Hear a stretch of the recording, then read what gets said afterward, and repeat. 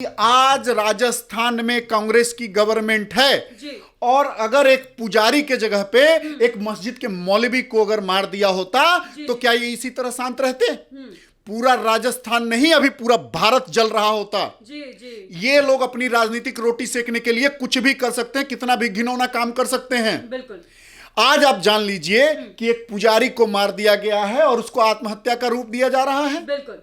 लेकिन यहां पे मुझे दुख जो है, हमेशा से दो पलड़ा रहा है अपने देश के अंदर में। जी, जी, जी। हमेशा से एक लेफ्ट एक राइट रहा है, जी। हमेशा से एक राष्ट्रवादी और एक राष्ट्र विरोधी रहा है। जी।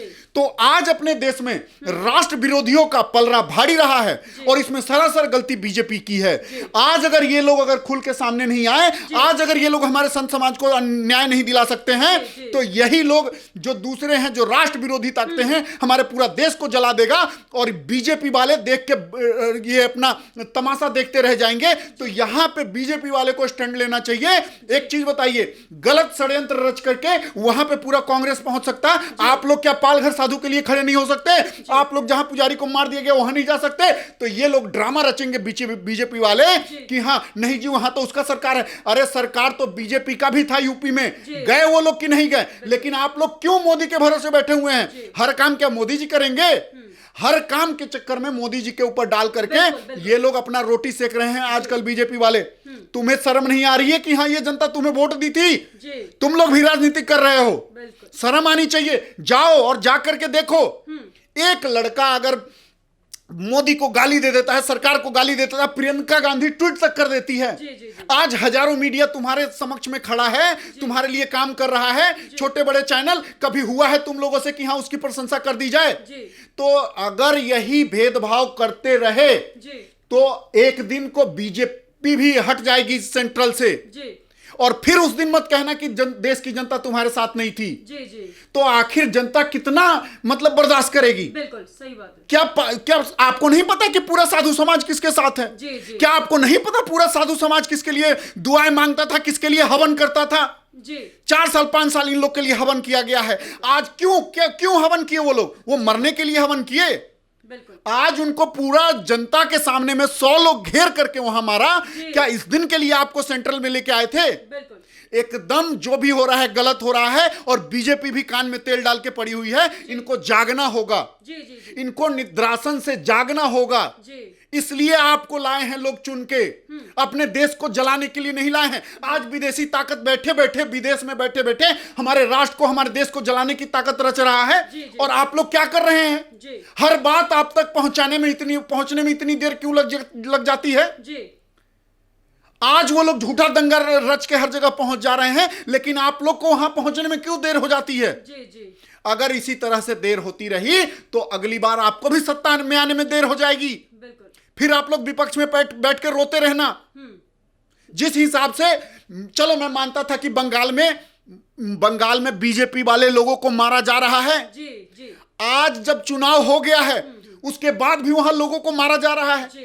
रोज 10-20 लोगों को मारा जा रहा है।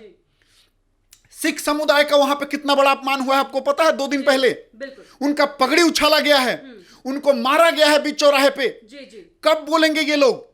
कब आखिर कितनी लाशें बिछेंगी? आरएसएस का लोग मार दिया गया, क्यों नहीं लोग एकत्रित हो रहे हैं? कार्रवाई क्यों नहीं हो रही है?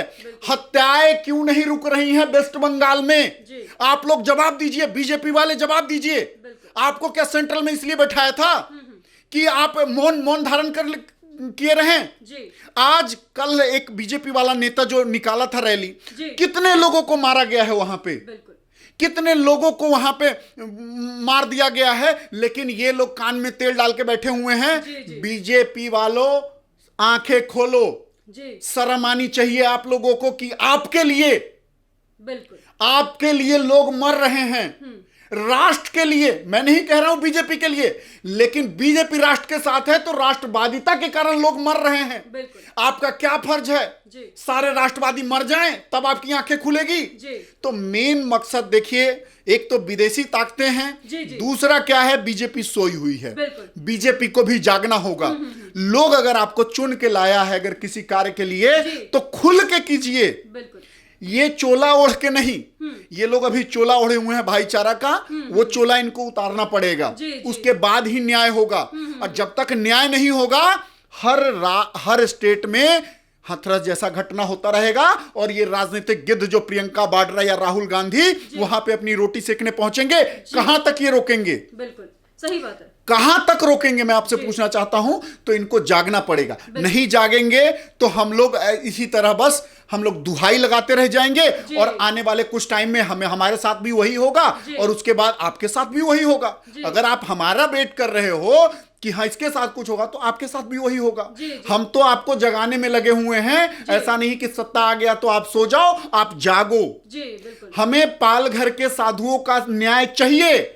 आखिर आप सेंट्रल में बैठे हुए हैं। आप अगर न्याय नहीं दिला सकते हैं तो किस बात का आप सेंट्रल में बैठे हुए हैं? हमें उस साधु का, हमें उस पुजारी का न्याय चाहिए जो दिन में जला दिया गया। एक लाश को जलाया गया हाथरस में तो कितना बड़ा साजिश रची गई। आज जब दिन दहाड़े हमारे संत समाज को घेर करके मार दिया जा रहा है और वो रोते बिलखते हुए मर रहे हैं, उतना हृदय विदारक सीन अब आज तक किसी ने नहीं देखा होगा। हमारे समाज के साधु को जिंदा जलाया जा रहा है। कब तक आप मौन रहेंगे? कितना लाश और चाहते हैं पीछे? आप लोग जागिए। आप लोग से ही उम्मीद है। हम नहीं जा सकते किसी और के पास। मुझे पता है बीजेपी ही एक समस्या का समाधान है, तो आप समस्या का समाधान कीजिए। इतना भी लेट ना हो जाए कि न्याय मांगते मांगते कितने ही बलि चढ़ जाएं। जी देखिए, बहुत अच्छा आपने यहाँ पर सवाल उठाया कि बीजेपी को भी जागने की जरूरत है, क्योंकि हर जगह ये लिबरल्स भी पहुंच जाते हैं, कांग्रेस पूरी फैमिली उठ के चली जाती है। अब एक और मैं किस्सा बता देती हूँ हाथरस का आपको। चित्रा त्रिपाठी, आज तक की एंकर, और इंडिया टीवी, ये दोनों की दोनों पीड़िता की भाभी का एक बयान चला रहे थे, जिसमें वो बोल रही थी कि भैया स्वर्ण समाज की लड़कियों को यहाँ ले आओ, हम हमारे लड़के उनका भी रेप कर देंगे। साफ साफ ये कहना था उनका। बहुत ही गलत बयान था, लेकिन वो लोग इसको दर्द भरा बयान करके चला रहे थे। और साथ ही कहा जा रहा है कि जो भाभी बयान दे रही थी वो नक्सली कनेक्शन है उसका, वो रियल भाभी है भी नहीं। तो यहाँ नक्सली कनेक्शन भी सामने आ रहे हैं और फिर भी आज तक जैसी मीडिया उसको प्रमोट कर रही है। इस पर क्या कहेंगे आप? देखिए, इसमें क्या है कि सेंट्रल जो है एक कड़क कानून बनाए कि जिसने गलत खबर चलाया, और आज तक वालों का तो एक बड़ा लंबा इतिहास है। आप इतना दूर क्यों जा रहे हैं? आज जो दिल्ली को जलाने वाला तारिक हुसैन, ये जो ताहिर हुसैन, किसने मंच दिया था उसको? ये तक वाले ने दिए थे ना। ये इंडिया टुडे ग्रुप ने दिया था ना। कोई कार्रवाई हुई इनके ऊपर? 28 तारीख को दंगा खत्म होता है, 22 तारीख से लेकर 28 तारीख तक दिल्ली को जलाया जाता है। हजारों लोग मारे गए हैं, बहुत लोगों का लाश तक नहीं मिला। एक आईबी ऑफिसर को मार के नाले में फेंक दिया गया। एक नाबालिग बच्ची का रेप 50 लोग मिलके किए और उसका वस्त्र तक वहां पे मिला है। घर पे उसके गुलेल मिले हैं और ये तक वाले दोगले लोग उसको बैठा करके इंटरव्यू लिए हैं। मैं इनको पूछता हूं, मैं पूरे भारत के लोगों से कहता हूं, इनके ऊपर थूको, इन तक वाले के ऊपर थूकना चाहिए। इसके साथ साथ देश जो सरकार है, सरकार को कड़ा कानून लाना चाहिए कि गलत खबर चलाने के लिए सीधा लाइसेंस कैंसिल होना चाहिए। नहीं तो ये 2 लाख और 4 लाख रुपए इनका कुछ भी नहीं है। 2 लाख और 4 लाख रुपए तो 2-4 करोड़ तो एक ऐड से कमाते हैं। ये क्या दिखाना चाहते हैं आप लोग? 2 लाख 4 लाख रुपए की पेनल्टी लगा के जनता को सांत्वना देना चाहते हैं। जनता को सब कुछ पता है। आपको अगर लगता है ये गलत है तो अगर इनका लाइसेंस सस्पेंड होगा, कोई दूसरा चैनल खड़ा नहीं होगा गलत दिखाने के लिए। तो जब तक ये नंगा नाच चलता रहेगा, फंडिंग होती रहेगी इन लोगों को, तब तक ये लोग अपनी फंडिंग के लिए कितना भी गिर जाएंगे। चाहे कितना भी जनता मरे, चाहे कोई भी दलित मरे, चाहे कोई भी स्वर्ण मरे, चाहे किसी दलित बेटी का बलात्कार हो, चाहे किसी स्वर्ण का हो, चाहे किसी मुस्लिम का ही क्यों ना हो।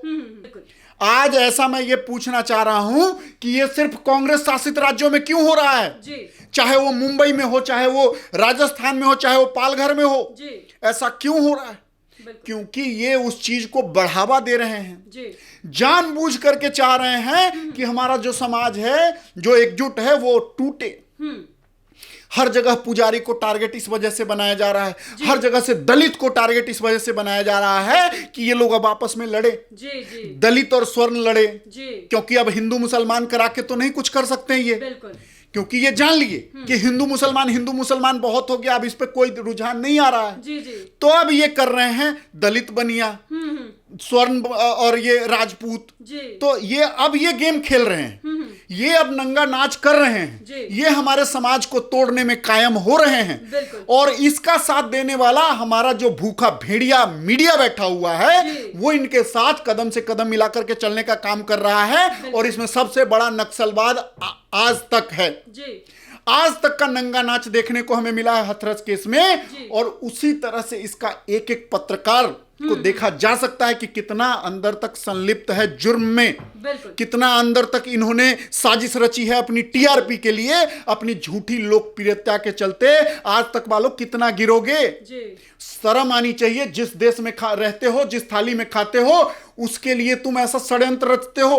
चुल्लू भर पानी में डूब के मर जाना चाहिए। चाहे जो भी पत्रकार काम कर रहा है आज तक में, उन सबको सोचना चाहिए कि जिस देश में रह रहे हो, उसी देश के खिलाफ साजिश रच रहे हो। घिन आती है तुम लोग जैसे पे पत्रकार के नाम पे, तुम लोग एक देशद्रोही हो।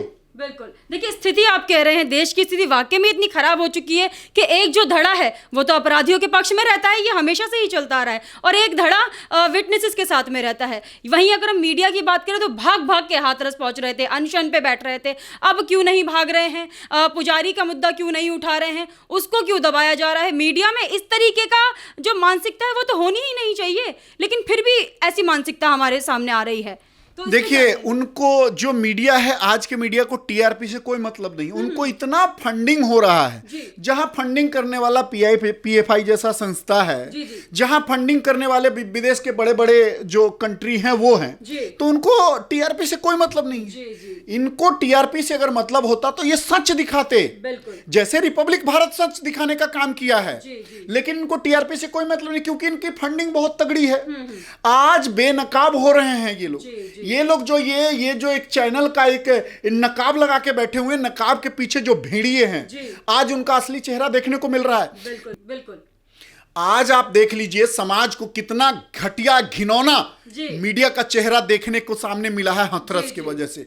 मैं तो कहता हूं 2-3 केस जो अभी हुए हैं, वो हमें जो मीडिया का एक घिनौना चेहरा है वो दिखाने का कार्य किया है। आज चाहे सुशांत का केस हो, रिया चक्रवर्ती को पूरा भारत कातिल मान रहा है, लेकिन उसको मंच देने का काम कौन किया है? आज तक वालों ने। उसके बाद ये जो उछालने का काम, मेन जो हाथरस को उछालने का काम, मेन जो विक्टिम दिखाने का काम कौन किया है? आज तक वालों ने। आज अगर इनके खिलाफ अगर हम एकजुट नहीं होते हैं, अगर इनको चाहिए था कि हाँ रेप के खिलाफ समाज की बेटी कह के पुकारते, ये कभी नहीं कहते कि दलित की बेटी, दलित की बेटी, दलित की बेटी। ये माइंड में जबरदस्ती हमारे भारत के लोगों को डाला गया, दलित दलित कह के। तो मैं यहां आपसे एक ही बात कहना चाहूंगा कि जब तक हम आपस में एक नहीं होंगे, तब तक ये भूखे भेड़िए, जो मीडिया के भूखे भेड़िए हैं, ये समाज को नोचते रहेंगे। चाहे ये राजनीतिक के जो गिद्ध हैं, राहुल गांधी और ये प्रियंका वाड्रा जैसे लोग हमारे समाज को लूटते रहेंगे। क्यों? इनको नहीं मतलब किसी जाति मजहब से, इनको बस अपने कुर्सी से मतलब है। और ये हमारे समाज को तोड़ने का काम किया है 70 सालों से, और आगे भी तोड़ते रहेंगे ये। बिल्कुल। बहुत बहुत धन्यवाद आपका धीरज जी। ये थे हमारे साथ धीरज पांडे जी। इनका यही कहना है कि बीजेपी निंद्रा से जाग जाइए। देखिए, जो राजनीति के गिद्ध है कांग्रेसी, वो तो आस लगाकर ही बैठे हैं कि कब आपके हाथों से सत्ता छिने और ये लोग उस कुर्सी को हड़प ले। सत्ता छीनने से पहले आप अपनी नींद को खोलिए और राष्ट्र के हित में काम कीजिए। हमारे साथ ऐसे ही बने रहिए, देखते रहिए द राज धर्मा।